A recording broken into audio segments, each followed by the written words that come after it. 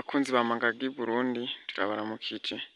Uyu munsi tukaba twagiye ahantu mu misozi, ahantu bita mu Gakono, aho twasanze ahantu hari ivyatsi vyiza cane, ivyatsi bagaburira inka n'impene zobirya, ariko batubwiye yuko babiteye kugira ngo baze bagaburire inka, ubworozi bw'inka.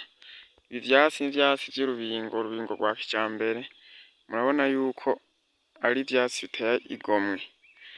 Ibi vyatsi bakaba batubwiye yuko biteye nko ku metero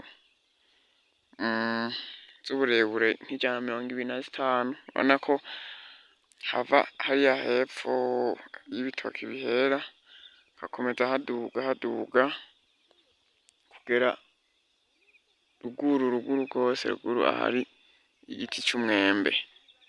Rero ibi vyatsi kandi biragenda impera gose nko ku metero nka 60 nkuko babitubwiye. Ibi vyatsi bazoza baragaburira inka boroye. Rero murabona yuko ari umugambi mwiza cane, umugambi wo kworora kijambere nkuko ubona bateye ivyatsi vy'urubingo.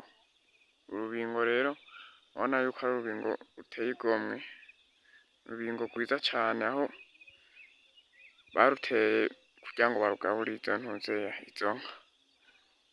Tukaba ari mu Gakono, ahantu bita mu Gakono hegeranye n'umusozi witwa Magagi, nkuko mubona ngaho tuberetse. Uyu niwo musozi bita Magagi. Murabona yuko ari umusozi utandukanye n'indi misozi muri aka gace.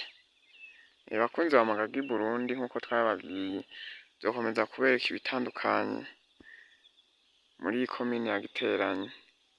Urabona yuko ibintu ari vyiza cane. Tukaba dukomeza kubahamagarira, kubasaba gukomeza kugira subscribe, shares na comment.